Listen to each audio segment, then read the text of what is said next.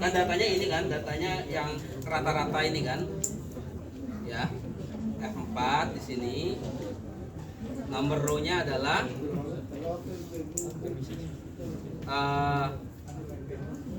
ini aja biar mudah. Sini saya tambahkan 0.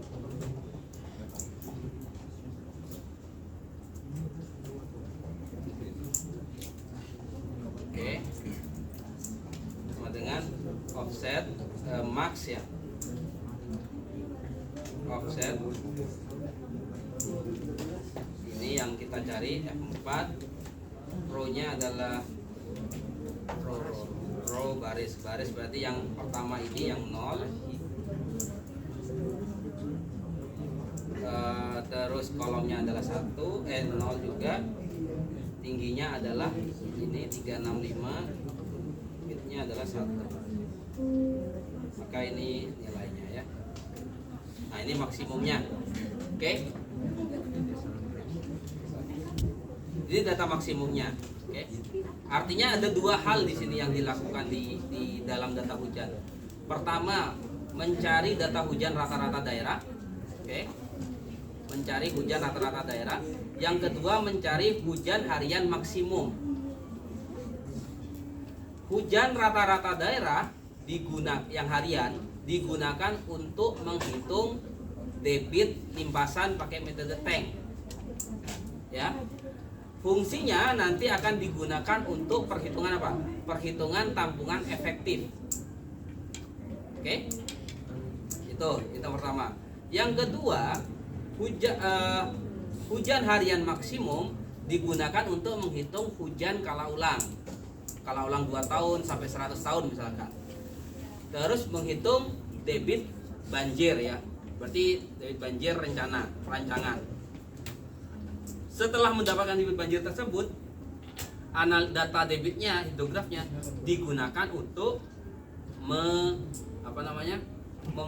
menentukan tampungan banjir berapa. Udah selesai habis itu. Selesai kerjaannya. Kan cuma 3 kan? Tampungan mati kemarin sudah ya. Tampungan mati sudah. Tampungan efektif pakai data ini sebagian. Tampungan banjir yang ntar lagi saya mau jelaskan. Paling nanti saya kasih Excel-nya juga lah. Paling cuma 10 menit selesai. Kurang bahkan. Kalau Excel-nya saya kasihkan. Masalah caranya silakan pelajari sendirilah kalau kayak gitu.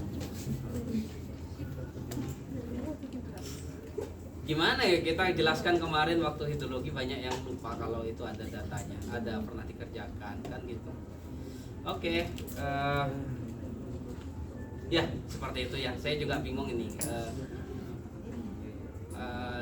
Mungkin jadi ini ya, jadi ini bagi kami juga, bagi kami di Prodi. Jadi evaluasi juga sebenarnya adalah padatnya. Kadang-kadang saya melihat mata kuliah tingkat awal gitu ya, ketika kita tanyakan lagi ke tingkat lanjut itu banyak yang lupa. Entah itu apakah memang kami yang tingkat awal itu dosennya salah, kurang atau menjelaskannya, atau memang mahasiswanya memang perlu melakukan sosialisasi mungkin mahasiswanya terkait dengan hubungan antara mata kuliah satu dengan mata kuliah yang lain. Karena saya lihat ketika kita sudah selesai mata kuliah itu udah selesai kayaknya tugas kita. Ketika sudah dapat nilai A, B, C ataupun kalau D kayaknya masih berpikir untuk tahun depan ya, ABC lah ya, ABC misalnya udah selesai, dia nggak berpikir bahwa apa yang dipelajari di situ nanti akan dipakai lagi. Itu yang saya temui di beberapa yang pelajari begitu mata kuliah dasar maupun mata kuliah lanjut. Itu yang saya temui. Saya nggak tahu apakah itu memang kesalahan sistem kami ataukah mahasiswa kami yang kurang aware dengan hal tersebut, yang berakibat perkuliahannya akan tertunda karena banyak penjelasan terkait dasar itu ya mungkin salah satu penyebabnya karena kemarin online ya benar ya. Cuma saya rasa itu bisa dijadikan salah satu faktor, tapi jangan dijadikan sebagai kambing hitam bahwa dengan gagalnya kita itu karena online. Enggak, saya rasa enggak, karena juga di dalam kehidupan juga banyak orang bekerja dengan cara online kan, tapi mereka berhasil juga ya, seperti itu. Jadi maksud saya oke, kita udah telat ya, udah telat, hal-hal kayak gini juga udah telat, nggak bisa kita balik lagi ke yang semula, tapi setidaknya sisa ke depan ini ya diperbaiki lah. Jangan sampai kejadian nanti ketika tugas akhir ditanya tentang basic dasar-dasar itu nggak ada yang tahu. Banyak kasusnya, bukan 1-2, banyak. Jangan sampai itu terulang gitu. Karena apapun itu nanti kalian mau ngambil bidang struktur, transport, mau bidang geoteknik, ilmu dasar itu harus paham. Seperti statika, itu saya kan air, tapi kan saya di statika karena saya harus paham itu. Karena itu dasar-dasar teknik sipil. Selebihnya mau fokus di mana nanti ya terserah.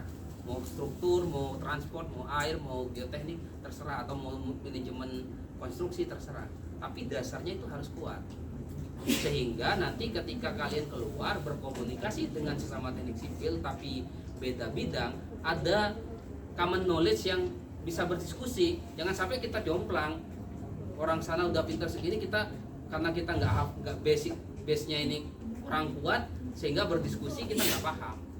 Setidaknya kita paham itu harus diinikan, harus dipelajari lagi. Saya nggak inilah, mungkin nanti sambil lalu dipelajari lagi untuk materi-materi yang sebelumnya, materi waktu semester 1, 2, 3 dan seterusnya. Karena nanti inilah ya saya yang kasihan tuh kalian nanti ketika lulus, nanti katakanlah lulus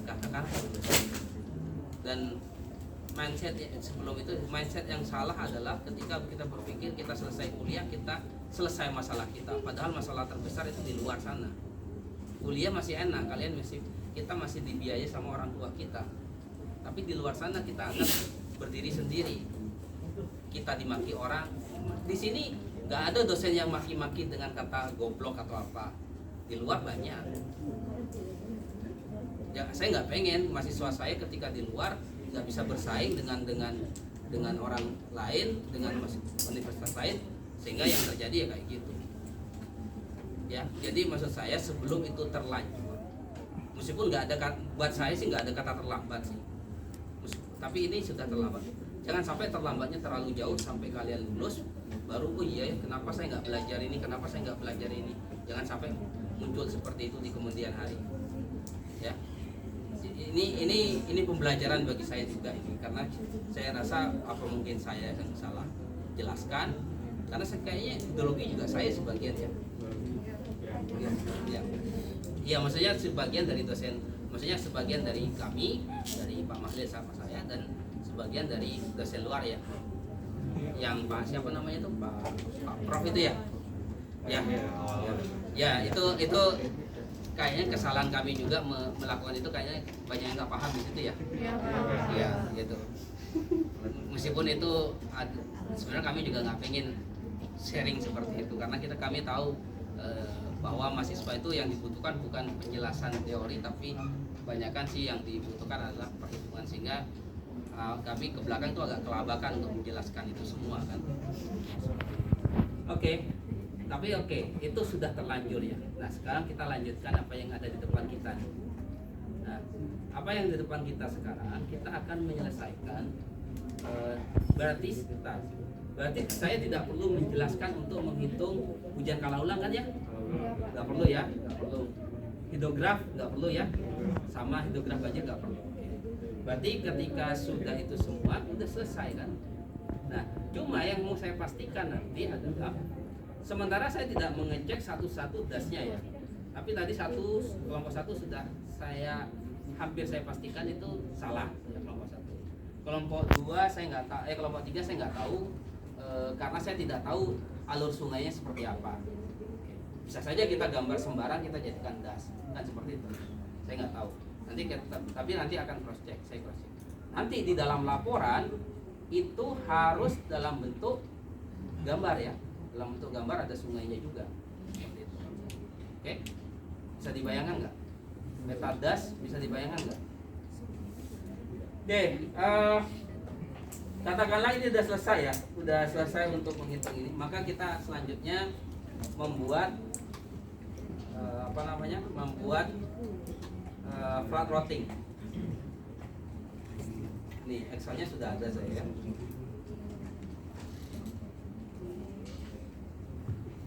Yang diganti ya. Saya jelas. Saya perlu jelaskan nggak? Perlu jelaskan detail-detail rumusnya atau hanya cara mengerjakannya yang saya jelaskan? Cara mengerjakannya saja, tidak perlu maksudnya kan? Saya takutnya terlalu panjang lebar nanti kalian bosan. Mana yang kalian butuhkan, cara mengerjakannya atau cara menghitungnya? Cara maksud dari hitungannya itu? Oke, saya gini aja ya. Saya pertama saya akan jelaskan secara konsep umumnya. Yang kedua cara menghitungnya. Kalau nanti ada waktu penurunan rumusnya ya. Kalau itu. Berarti saya balik. Harusnya kan konsep nurunan rumus baru cara menghitungnya. Penurunan rumus saya skip. Nanti takutnya bosan. Oke, pertama konsepnya.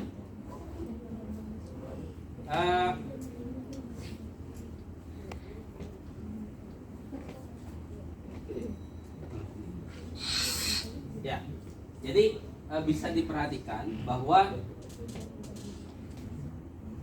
di dalam ketika kita gini nih, bayangkan seperti ini. Kalau kita jalannya sempit, tiba-tiba katakanlah yang jalan ini 100 orang, oke, 100 orang. Tiba-tiba jalan itu melebar, terus nyempit lagi, ya. Bayangkan, kira-kira kalau yang masuk ini 100, dia ngelebar, terus nyempit lagi situ. Kira-kira yang keluar apakah langsung 100? Pasti dia kan melebar dulu kan? Nah, konsep dari bendungan itu seperti itu. Bagaimana air itu di sungai, masuk ke sungai katakanlah 100, tapi dia ada waktu untuk melebar di dalam tampungan waduk itu. Setelah itu dia akan menyempit lagi di floodway, pelimpah, di spillway, baru itu akan menjadi lebih kecil. Makanya debitnya yang keluar akan lebih kecil. Secara gambarannya seperti itu. Ya. Jadi ada bayangan ya seperti itu. Kalau orang kerumunan meluas, yang keluar nanti akan lebih sedikit lagi kalau dia menyempit. Nah, jadi kalau kita lihat di sini di bendungan, saya gambarkan ini. Ini adalah bendungan misalkan. Oke. Ini spillway, pelimpah. Kita tahu sudah di sini tampungan mati ya, tampungan efektif di sini. Oke, ya seperti itu. Kita udah tahu ini saya nggak bahas. Nah sekarang pertanyaannya adalah berapa tinggi muka air di sini? Oke, berapa tinggi muka air?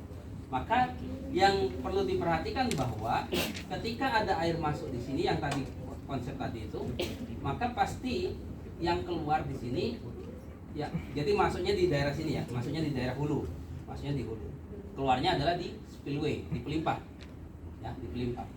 Nah, ada rumus umum kalau di mana di hidrolika itu Q sama dengan B C H pangkat 3/2. Oke. B C H pangkat 3/2. Ini rumus umum, rumus ini ya. C ini bisa oke lah, bisa berubah-ubah. Kita pakai 2,1 oke, boleh. Ini C bisa ini, tapi tidak signifikan ada. 2,1, 2,4 sekian ada. B adalah sebenarnya kalau di bendung itu lebar efektif. Oke. Katakanlah kita samakan dengan lebar pelimpah. Ini lebar. Yang berubah-ubah adalah di sini adalah nilai H. Semakin besar nilai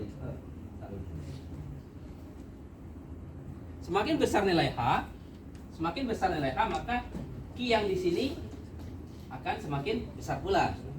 Nah, balik ke konsep yang awal, ada debit 100. 100 itu kan nggak langsung keluar. Kenapa? Dia akan melebar.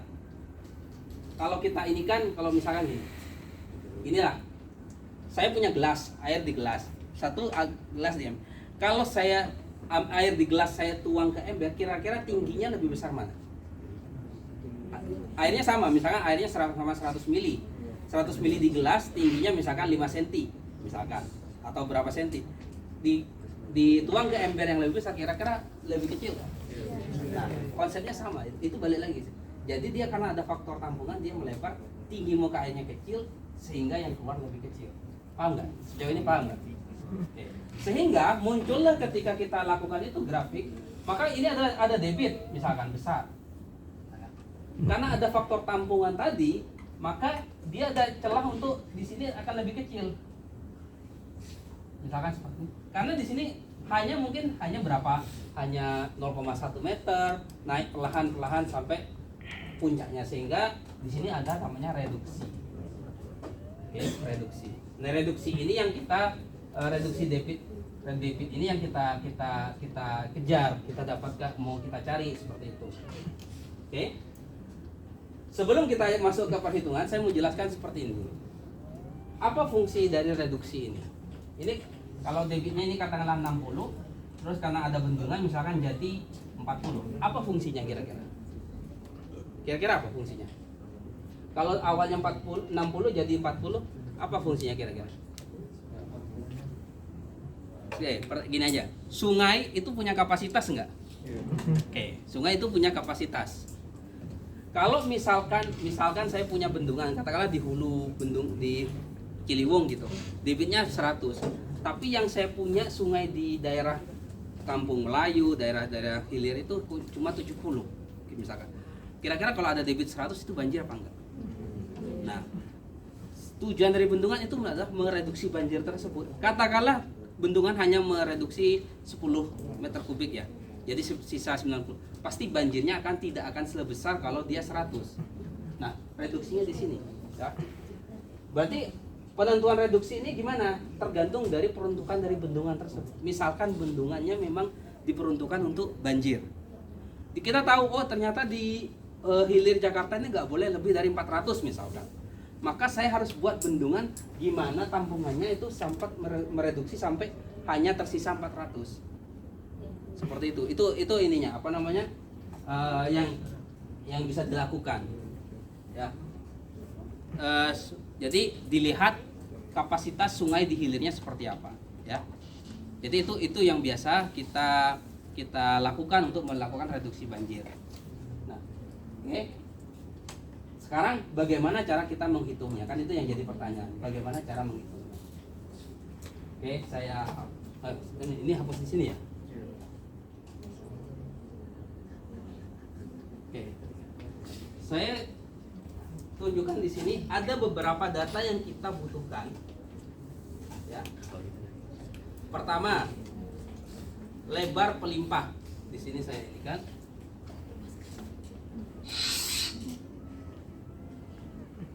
Yang pertama adalah lebar pelimpah, elevasi pelimpah. Ya. Sebenarnya initial condition ini bisa sama dengan elevasi pelimpah. Kalau desain biasanya ini dibuat sama, tapi kalau dalam operasional ini dibuat beda. Terus sama lengkung kapasitas dan debit saja. Debit yang digunakan adalah debit banjir ya. Debit banjir. Oke. Jadi hanya lebar, elevasi, lebar pelimpah, elevasi, terus initial condition dari air, terus juga di sini lengkung kapasitas. Hanya itu yang dibutuhkan dan debit inflow-nya. Tidak lebih. Hanya itu yang dibutuhkan.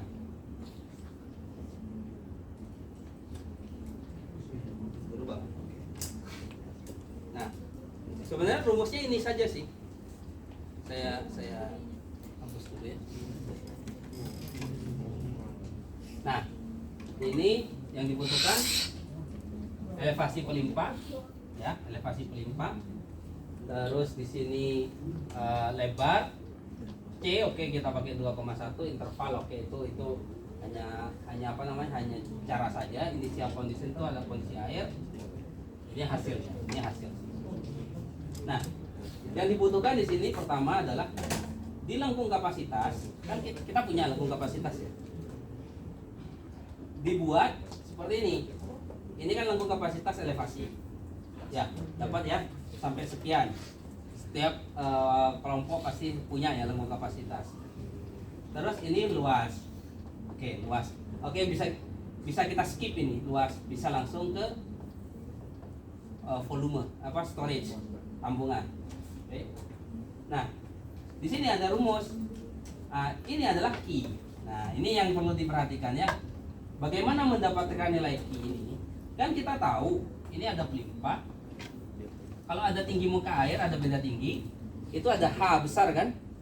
Kalau kita pakai rumus B, C, H pangkat 3/2, maka ketika kita tahu pelimpahnya ada di titik 26, kalau airnya di titik 27, kira-kira tinggi muka airnya berapa?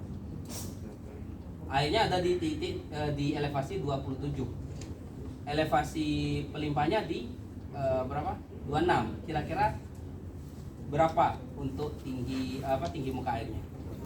1, udah tinggal masukkan 1, berarti di sini rumusnya adalah B-nya berapa tadi? 9, misalkan contohnya 9 ya. C-nya adalah 2,1 dikalikan 1 pangkat 3/2. Kan 9 kali 2 kurang lebih 18 kan. Dan seterusnya. Oke, artinya apa? Bentar, saya hapus dulu ini. Artinya apa di sini? Saya hapus. Artinya di sini bahwa lengkung kapasitas itu bisa disandingkan dengan berapa debit air yang keluar, ya. Jadi ini asumsinya adalah ini tinggi muka air ya. Ini tinggi muka, elevasi muka air. Oh, pada elevasi muka air 20, sekian, tampungannya masih 0, debit yang keluar 0. Debit yang keluar 0. Pada 21, tampungannya sekian, debitnya masih 0. Belum ada yang keluar. Oh, baru keluar ketika dia elevasi muka airnya 27, tampungannya sebesar ini, debit yang keluar sebesar ini. Oke, dan dibuat ke bawah. Berarti yang diganti apa di sini? Elevasi ini, elevasi ini, dan tampungan ini, serta dihitung ininya berapa berdasarkan nilai C sama B-nya. Oke. Nah berikutnya ada satu rumus, istilahnya yang satu metode rumus yang dia digunakan di dalam perhitungan, tapi sebenarnya dalam definisinya itu tidak ada, tapi dia digunakan untuk mempermudah perhitungan dengan cara ini. Rumusnya adalah 2S 2 kalikan storage dibagi dengan DT plus Q ya, seperti itu. Maka didapatkanlah nilainya sebesar ini. Ini bukan plus Q, harusnya sih kita oh ya plus Q dibagi terus ditambahkan dengan Q. Oke, ini dapatlah ini. Oke, ini karena akan digunakan dalam perhitungan berikutnya. Nah setelah itu, sejauh ini masih paham nggak? Paham ya? Oke. Setelah itu masuk ke perhitungan berikutnya yang sisi sebelah kanan. Oke. Ini adalah inflow-nya, ya inflow. Terus tadi ini key yang akan dihitung. Nanti ini hasil hitungan ya. Ini hasil hitungan. Ini hasil hitungan, ada rumusnya nih. Ada rumusnya udah hasil hitungan. Ini adalah storage, ini adalah elevasi dan seterusnya ya. Saya hapus dulu. Nah, oke, ketika inflow-nya sama dengan 1, sekian, oke. Storage-nya awalnya 0 ya. Awalnya 0 misalkan. Maka dia ini storage 0 ini karena ini ya. Coba dilihat di sini.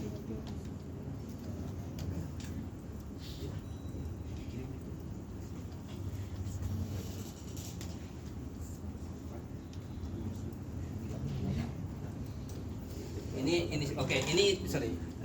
Ini initial condition, saya hapus. Ini initial condition ya. Initial condition itu adalah artinya elevasi muka air sebelum ada debit masuk ya. elevasi muka air sebelum debit masuk. Nah, di sini kita akan menghitung berapa initial condition kan, ini berarti ini masukkan debit, oke.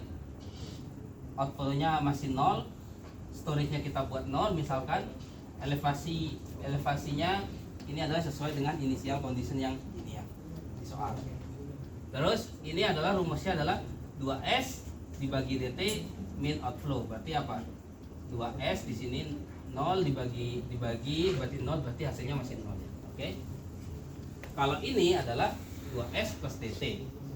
Nah, di sini kalau kita lihat nilainya adalah 2S plus dt itu sama dengan ya yang ini, nilai ini pada baris pertama ditambahkan inflow pada baris kedua dan baris ke satu dan kedua, inflow pada jam pertama dan jam kedua ya di situ. Nah, mungkin akan ditanya kenapa ini rumusnya 2S plus dt, ini sudah hasil turunan sebenarnya. Sudah hasil turunan. Sebenarnya rumus awalnya adalah I rata-rata I plus minus rata-rata O sama dengan delta S. Delta S.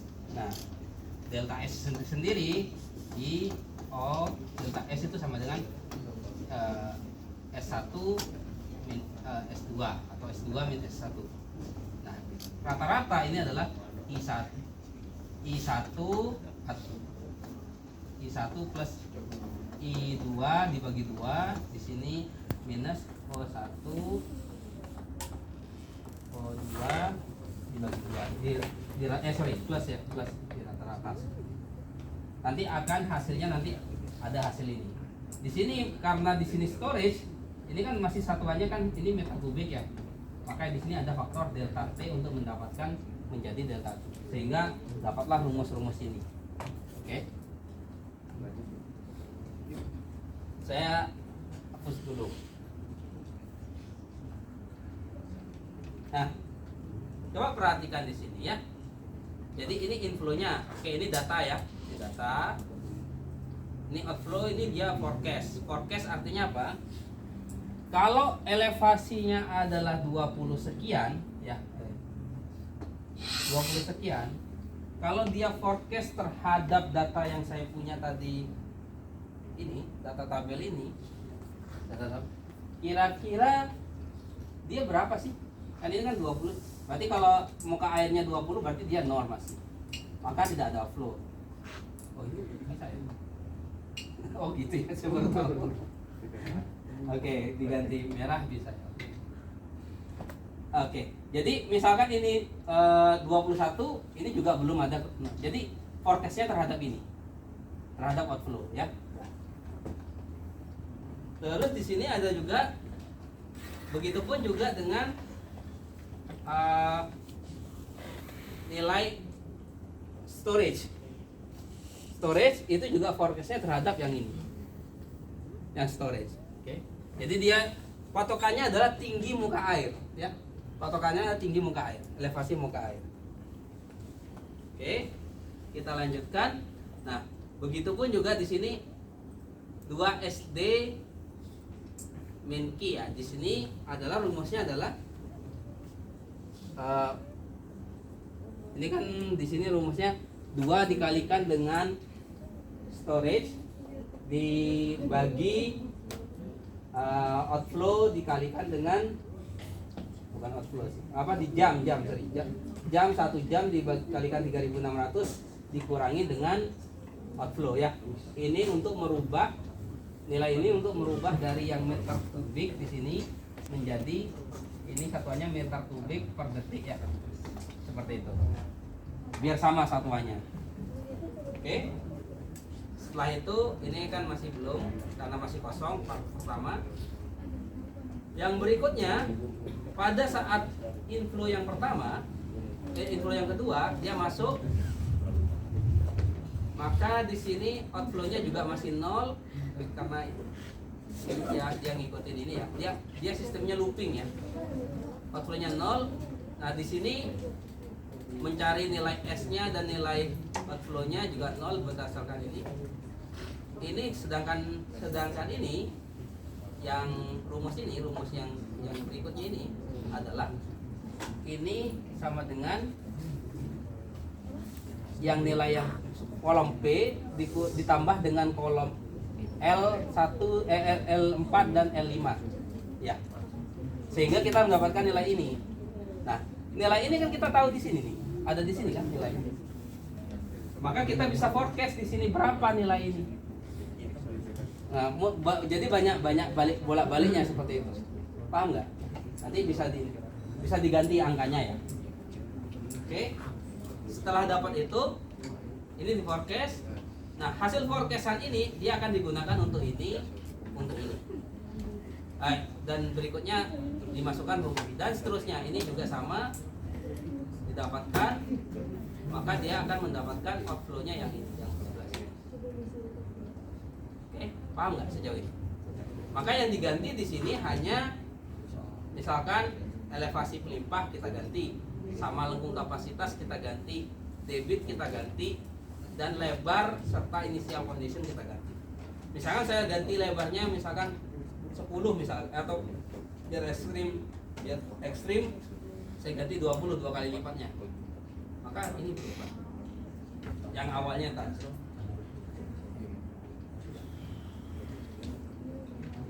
Nah, ini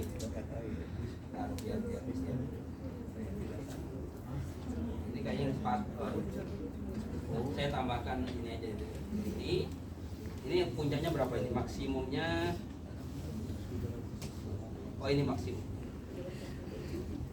Atau key out-nya lah, key out maksimum itu di ini ya. Maksimumnya adalah ini 30 kalau 20. Kalau kita bikin 30 di sini, maka key out-nya jadi 25 dan maksimumnya. Coba kita lihat ya di sini ya. Kalau saya ganti 5, debit yang keluar ya. Nah, saya hapus dulu ya. Kalau saya ganti 5, debit yang keluar itu sebesar maksimumnya ya. Debit puncaknya adalah sebesar 18. Bagus dong gitu ya. Tapi kira-kira bagus apa enggak kalau kayak gini? Ada yang harus kita pertimbangkan adalah maksimal water levelnya. Jadi gini, ketika menentukan lebar pelimpah, ini kan ada lengkung kapasitas, di sini ada sumbu, oke, ada air masuk. Nah, kita harus mempertimbangkan dua sisi, ya, dua sisi. Sisi yang pertama adalah seberapa besar reduksinya, tapi sisi yang lain seberapa tinggi muka air di sini. Jangan sampai lengkung kapasitas kita tahu tebingnya misalkan sampai plus 30 misalkan tebing kita. Ternyata muka airnya sampai plus 32 misalkan atau 31. Kira-kira apa yang terjadi? Overtopping kan? Ketika overtopping ini bisa jadi failure. Maka kita harus pertimbangkan apa? Yang kita pertimbangkan adalah berapa debit reduksinya, key reduksinya. Semakin besar semakin bagus. Dan yang kedua adalah elevasi muka airnya. Jangan sampai melebihi dari bendungan itu sendiri. Oke. Maka di sini kita coba-coba di sini. Oh, kalau kita bikin 5, debitnya memang kecil, tapi di sini elevasinya sampai 27. Kalau kita turun perbesar misalkan. Perbesar jadi misalkan 50 misalkan. 50. Di sini debit yang mengalir besar jadi 40. Yang tadinya 18 jadi 40.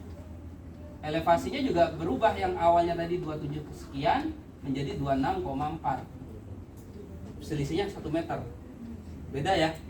Maka di sini nanti di dalam tugasnya juga akan dicoba-coba berapa nilai lebar pelimpah yang optimum yang bisa diinikan, yang bisa digunakan untuk mereduksi banjir. Atau setidaknya kalau mau tujuannya hanya untuk mengetahui berapa reduksinya, ya udah ditentukan setidaknya elevasi muka air yang didapatkan tidak lebih besar daripada tanggul yang ada. Atau setidaknya selisihnya adalah sekitar misalkan 1 sampai 2 meter dari tanggul itu muka airnya harus di situ. Karena nanti 2 meternya ini dijadikan sebagai tinggi jagaan. tinggi jagaan ketika ada air di sini terus tiba-tiba ada angin kan itu meluap.